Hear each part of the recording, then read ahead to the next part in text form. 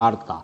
आप देखिए कोई पॉलिसी नहीं है मजलिस इत्तेहादुल मुस्लिमीन के पास। एक पॉलिसी बता दीजिए कि राजा सिंह को मलूम। कुछ 2-4-8 दिन से सोशल मीडिया के ज़रिए और प्रिंट मीडिया के ज़रिए ये बात की इत्तलात मिल रही थी कि ख्वाजा बिलाल अहमद को गोशा महल की सीट ना मिलने की बुनियाद पर ख्वाजा बिलाल अहमद मजलिस इत्तेहादुल मुस्लिमीन से दस्तबरदारी की जो है गौर व फिक्र में है। इस बात की इत्तलात सोशल मीडिया पर गश्त कर रही थी। मैं आज इसकी वजाहत करने के लिए आपके दरमियान में आया हूँ। मैं सबसे पहले गोशा महल की टिकट का दावेदार यकीनन था, और आज मैं जब मजलिस इत्तेहादुल मुस्लिमीन से दस्तबरदारी इख्तियार कर रहा हूँ तो उसकी सबसे बड़ी वजह यह है कि क्यों सदर मजलिस बैरिस्टर असदुद्दीन ओवैसी साहब क्यों नहीं गोशा महल से अपना उम्मीदवार खड़ा करते हैं। अब इसके ऊपर ये एक ऐसी टॉपिक है जिसके ऊपर बहुत कुछ बोला जा सकता, बहुत कुछ सुना जा सकता, और हर एक की अपनी अपनी एक अलग अलग थॉट है। लेकिन मैं आज इस बात को यहाँ पर क्लियर कभी करना चाहता हूँ कि गोशा महल के अंदर, गोशा महल असेंबली कॉन्स्टिट्यूंसी के अंदर टोटल वहाँ पर मुसलमानों की तादाद 79,000 यानी करीब 80,000 की लिस्ट अक्टूबर के महीने में जारी की गई थी। अभी फाइनल लिस्ट इलेक्शन से 2-8 दिन पे 10 दिन पहले कुछ जो है आएगी, जिसके अंदर कुछ बढ़ेंगे या फिर कुछ कम होंगे। तो चलिए मान के चलते हैं कि 80,000 मुसलमानों की तादाद, हम इसको मान के चलते हैं 80,000 की तादाद वाला वो कॉन्स्टिट्यूंसी है।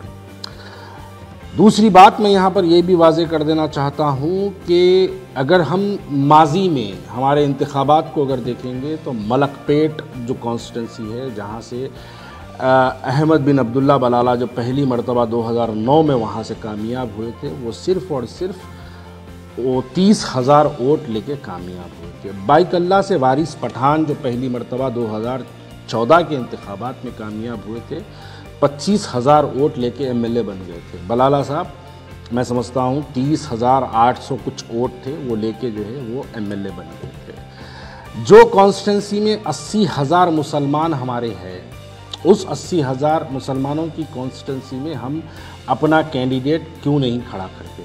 यहाँ पर मैं पूछना ये चाहता हूँ, मजलिस इत्तेहादुल मुस्लिमीन की फाइनल लिस्ट आ चुकी है। मजलिस इत्तेहादुल मुस्लिमीन जुबली हिल्स से भी जो है अपना एक उम्मीदवार खड़ा करी है, राजेंद्र नगर से भी एक अपना उम्मीदवार खड़ा करी है। क्या हैदराबाद के मुसलमानों को इस बार ये बात को समझना ज़रूरी है कि हमको अजहरुद्दीन को हराना ज़रूरी है या राजा सिंह मलून को हराना ज़रूरी है? इस बात का जवाब आपको नहीं मिलेगा, लेकिन इसका जवाब आपको यकीनन मिलेगा हिकमत अमली। समझो कुल हिंद मजलिस इत्तेहादुल मुस्लिमीन की हिकमत अमली के नाम पे मुसलमानों के जज्बात से जो है हमेशा खेला जाता है। जहाँ पर 2009 का जो स्टाइल था मलकपेट पे, जिस अंदाज में मलकपेट कॉन्स्टिट्यूंसी पे मजलिस इत्तेहादुल मुस्लिमीन ने अपना कब्जा गाड़ा, अपनी हुकूमत वहाँ पर जो कायम की, जो अब तक भी कंटिन्यू चल रही है, क्या हम उस अंदाज में गोशा महल नहीं लड़ सकते थे? इसका जवाब आपको नहीं मिलेगा, कोई भी इसका जवाब नहीं देगा।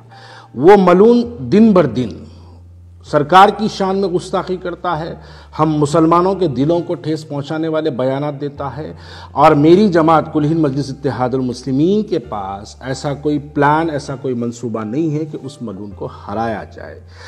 क्योंकि ये तमाम लोग जानते हैं कि मैं कांग्रेस से जब मजलिस इत्तेहादुल मुस्लिमीन में दोबारा शमूलियत इख्तियार किया था, जब बैरिस्टर असदुद्दीन ओवैसी साहब ने ये बात को हमको कहा था कि आइए भारतीय जनता पार्टी को हराने के लिए आप हमारा साथ दीजिए। शायद लोगों को याद नहीं है, लेकिन हैदराबाद के लोगों का हाफिज़ा भी बड़ा कमज़ोर होता है। उस वक्त भारतीय जनता पार्टी एक बहुत बड़े पैमाने पर म्युनिसिपल इलेक्शंस के अंदर जो है वो काम कर रही थी, जिसके नतायज भी आपके सामने हैं। उनके पास 40 से ज़्यादा कॉरपोरेटर्स उनके कामयाब हुए। उस वजह से हमने भारतीय जनता पार्टी के बढ़ते हुए अज़ाइम को रोकने के लिए हमने यकीनन मजलिस इत्तेहादुल मुस्लिमीन का साथ दिया। अब यहाँ पर सवाल ये पैदा होता है कि आप बिहार जाकर वहाँ पर 100 सीटें लड़ाते हैं, जहाँ पर आपकी कोई शाख नहीं है। गोशा महल में आपके 2 कॉरपोरेटर, जहाँ पर आपकी कोई शाख नहीं है। उत्तर प्रदेश जाके आप वहाँ पर 100 से ज़्यादा सीटें लड़ाते हैं। गोशा महल हैदराबाद पार्लियामेंट्री कॉन्स्टिट्यूंसी में आता है, जहाँ के एमपी खुद असदुद्दीन ओवैसी साहब है, और जो हर इंतखाबात में जब जब इलेक्शन होते हैं, पार्लियामेंट के जब भी इलेक्शन होते हैं, असदुद्दीन ओवैसी साहब वहाँ से 30-30 हज़ार 40-40 हज़ार वोट जो है असदुद्दीन ओवैसी साहब वहाँ से हासिल करते हैं। क्या मजलिस इत्तेहादुल मुस्लिमीन जहाँ पर 40,000 वोट हासिल करती है, जहाँ पर उनके 2 कॉरपोरेटर मौजूद है, जहाँ पर उनके इफ्तदाई के सदर मोहतमदीन मौजूद है, जहाँ पर उनकी एक बड़ी तादाद में जहाँ पर जो है उनके एक 80,000 से ज़्यादा मुसलमान वोटर्स जहाँ पर मौजूद है, क्या मुसलमान वहाँ पर अपना कैंडिडेट मजलिस इत्तेहादुल मुस्लिमीन नहीं खड़ा की? इसका जवाब आपको दूसरी जानिब से ये मिलेगा, ये कहेंगे कि नहीं, हिकमत अमली समझो, हम टीआरएस या कांग्रेस की तायद में अपने कैंडिडेट का ऐलान करते हैं। हमने माजी में भी देख लिया कि आपने इससे पहले मुकेश गौड़ की तायद की, वो भी हार गया।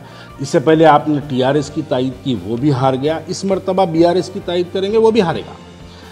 आपके पास कोई मंसूबा नहीं है। क्यों? ऐसी क्या बात है जो राजा सिंह को जो है आप इतनी शिद्दत से मोहब्बत करते हैं कि उसको आप बार बार कामयाब कराना चाहते हैं? अब मैं वाज़े तौर पे कह दूं, आने वाले पार्लियामेंट इलेक्शन में आप देख लीजिए, उस मलून को भारतीय जनता पार्टी का कैंडिडेट बनाया जाएगा पार्लियामेंट इलेक्शंस के लिए हैदराबाद के। जैसे ही वो कैंडिडेट बनेगा, ये तमाम जितने शिकायतें हैं आपके मेरे जैसे लोगों को, जितने भी लोगों को जो है नाराज़गियाँ हैं, ये तमाम नाराज़गियों को बुलाया जाएगा और फौरी इस मलून को लाके आपके सामने खड़ा कर दिया जाएगा। हैदराबाद के मुसलमान जज्बाती नारे लगाते हुए निकलेंगे अपने मकानों से, भारी अक्सरियत से मजलिस इत्तेहादुल मुस्लिमीन को कामयाब कर दी। इस वजह से मजलिस इत्तेहादुल मुस्लिमीन हमेशा एक ऐसे फ़िरका परस्त चेहरे को हैदराबाद के अंदर सियासी तौर पर ज़िंदा रखती है। आप अगर उसकी तारीख़ देखेंगे तो वो बदमबाल रेड्डी की शक्ल में कभी ज़िंदा रहा, कभी आले नरेंद्र की शक्ल में ज़िंदा रहा, कभी इस मलून की शक्ल में ज़िंदा रहा, कभी बंडारू दत्तात्रेय की शक्ल में ज़िंदा रहा, कभी किशन रेड्डी की शक्ल में जिंदा रहा। तो ये हमेशा इस तरीके से मजलिस इत्तेहादुल मुस्लिमीन एक अपने फ़िरका परस्त चेहरे को जिंदा रखती है। अरे हमने बाइकल्ला के अंदर, महाराष्ट्र के जब इलेक्शन हुए, बाइकल्ला के अंदर 25,000 वोट लेके हैदराबाद, 25,000 वोट लेके बाइकल्ला से वारिस पठान वहाँ से जो है एमएलए मुंतखब हो गया। मलकपेट को जब आप देखेंगे, मलकपेट के अंदर 30,000 वोट लेके अहमद बिन अब्दुल्ला बलाला पहली मरतबा एमएलए बन गए। जाहिर सी बात है, बनने के बाद अपनी कारकर्दगी करेंगे, वहाँ पर मुसलमानों के वोटों की तादाद बढ़ाने का काम करेंगे। अरे हम लड़ेंगे ही नहीं तो हम जीतेंगे कहीं को? फिर वो काशीराम का नारा कहाँ गया बैरिस्टर असदुद्दीन अवैसी साहब के, पहली बार लड़ेंगे, दूसरी बार हराएंगे, तीसरी बार जीतेंगे? वो नारा क्या सिर्फ बिहार, उत्तर प्रदेश और महाराष्ट्र के लिए है? क्या वो नारा इनके लिए, गोशा महल के लिए नहीं बनता? ये बातें समझ के बाहर है। जब हम ऐसी सवाल करते हैं तो फौरी अब आगे मुनाफिकत का नारा लग जाता, फ़ौरन आगे लोग कहते हैं कि भाग गया, आप जमात छोड़ दिया, टिकट नहीं मिली। अरे मेरे को टिकट मिलो ना मिलो, अगर टिकट की मुझे ख्वाहिश होती तो मैं बैरिस्टर असदुद्दीन अवैसी से याकुतपुरा पूछता। अगर मेरे को एमएलए बनने की ख्वाहिश होती तो मैं बैरिस्टर असदुद्दीन अवैसी से चंद्रान गुप्ता पूछता। अगर मुझे एमएलए बनने की ख्वाहिश होती तो मैं बैरिस्टर असदुद्दीन से चार मीनार पूछता। मैं क्यों बैरिस्टर असदुद्दीन अवैसी साहब से मैंने क्यों गोशा महल पूछा? मैंने उनसे गोशा महल इसलिए पूछा कि उस मलून को उसकी भाषा में, उसकी ज़बान में जिस तरीके से वो हमारे दिलों को तकलीफ़ पहुंचाता है। सियासी जमहूरियत है, जमहूरियत में हमको मौका मिलता है, मौके के तहत हम जाके उसको उसकी भाषा में ज़बान देते और मुसलमानों के इत्तेहाद का मुजाहरा करके हम उसको बता के आते। लेकिन नहीं, उसको सियासी तौर पे ज़िंदा रखना है, इस वास्ते वहाँ पर उसको कामयाब होने के लिए फ्री वॉक दिया जाता है। 3 इलेक्शन में उसको फ्री वॉक दिया था। आप सवाल करिए बैरिस्टर असदुद्दीन अवैसी साहब के पास कि क्या मनसूबा है बैरिस्टर असदुद्दीन अवैसी साहब के पास राजा सिंह को जो है गोशा महल से रोकने के लिए? कोई जवाब नहीं मिलेगा आपको इसका। अरे ठीक है, आपको अगर ख्वाजा बिलाल का चेहरा पसंद नहीं है, आपको ख्वाजा बिलाल का अगर जो है ज़ुबान पसंद नहीं है, माजी में ख्वाजा बिलाल ने बहुत सारे मजलिस इत्तेहादुल मुस्लिमीन के खिलाफ बयानात दिए हैं, अगर इस बुनियाद पे ख्वाजा बिलाल आपको पसंद नहीं है तो आपके पास जो पसंदीदा चेहरे बहुत से हैं जिनके चेहरों को देख के आप मुस्कुराते हैं, उसमें से कोई एक चेहरे को लेके आके गोशा महल दे देना था। वो मुसलमान को खड़ा करना था वहाँ पर, आप मुसलमान को वहाँ पे खड़ा करके आप उसकी तायद करना था। बीआरएस के जो आपके जो ताल्लुकात है, उस ताल्लुकात की बुनियाद पे बीआरएस से आप एक अच्छे से हिंदू कैंडिडेट को लाना था और उसको बोलना था कि तुम मुस्लिम बस्तियों में इंटर मत हो, हिंदू बस्तियों में जाओ, काम करो। उनके वोटों को आप पोलराइज कराना था, जैसा आप करते हैं, जैसा आप फिरोज खान के लिए करते हैं, जैसा नामपल्ली के लिए आप करते हैं, जैसा मलकपेट के लिए आप करते हैं, जैसे याकुतपुरे के अंदर हिंदू वोटों को बाइफिकेट करने के लिए आप काम करते हैं, वैसे ही लेके जाके राजा सिंह के खिलाफ में आप टीआरएस से एक हिंदू कैंडिडेट को वहाँ पर डलाना था और केटीआर जो आपके मामू भांजे जो भी है, आप उनके जरिए उसको इंस्ट्रक्शंस पास करना था कि मुस्लिम बस्तियों में काम नहीं करना, मुसलमानों की 80% है, तुम जाओ हिंदू बस्तियों में काम करो।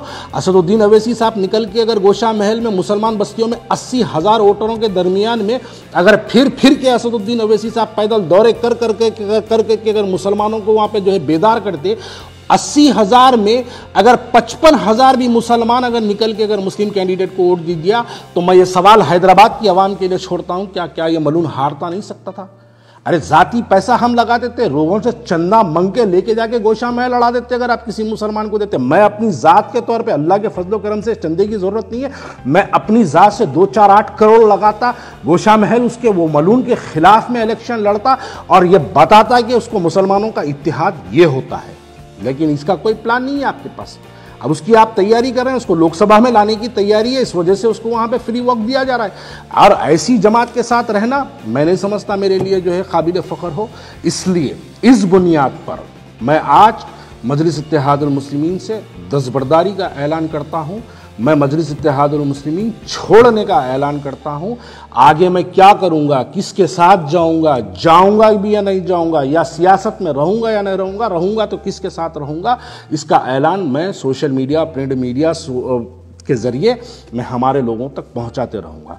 लेकिन ये बात बिल्कुल हैदराबाद के मेरे जैसे मुसलमान के लिए नाकाबिल कबूल है कि क्यों नहीं हम गोशा महल में, जहां पर 80,000 मुसलमान हमारे हैं, क्यों नहीं हम वहां से मुसलमान के कैंडिडेट को खड़ा करते हैं? क्यों नहीं हम बीआरएस का इस्तेमाल करके, टीआरएस का इस्तेमाल करके हम क्यों नहीं वहां पर जो है हिंदू वोटों के अंदर जो है हम बाइफिकेट करने का काम करते और मुसलमानों में इत्तेहाद का नारा लगा के हम मुसलमानों को घरों से निकालते और इस मलून के खिलाफ मुसलमान एक तौर पर, मैं समझता हूं अगर हम मुसलमानों के अंदर अगर निकल के अगर जो है हम पैदल दौरे करते, उनके छोटे छोटे ग्रुप मीटिंग करते, तो घरों से चुमटियों की तरह मुसलमान निकल कर जो है पोलिंग के दिन अपने वोटों का मुजाहरा करते और ये मलून हारता। आप देखिए कोई पॉलिसी नहीं है मजलिस इत्तेहादुल मुस्लिमीन के पास। एक पॉलिसी बता दीजिए कि राजा सिंह को, मलून को हराने की एक पॉलिसी बता दीजिए। नहीं, उसको सियासी तौर पर जिंदा रखना चाहते हैं। और ऐसी जमात जो इस गुस्ताख रसूल को जिंदा रखना चाहते हैं, बखुदा ऐसी जमात के साथ मैं रहना मुनासिब नहीं समझता हूं। इसलिए आज मैं कुल-हिंद मजलिस इत्तेहादुल मुस्लिमीन से अपना दस्तबरदारी का ऐलान करता हूं। शुक्रिया बहुत बहुत।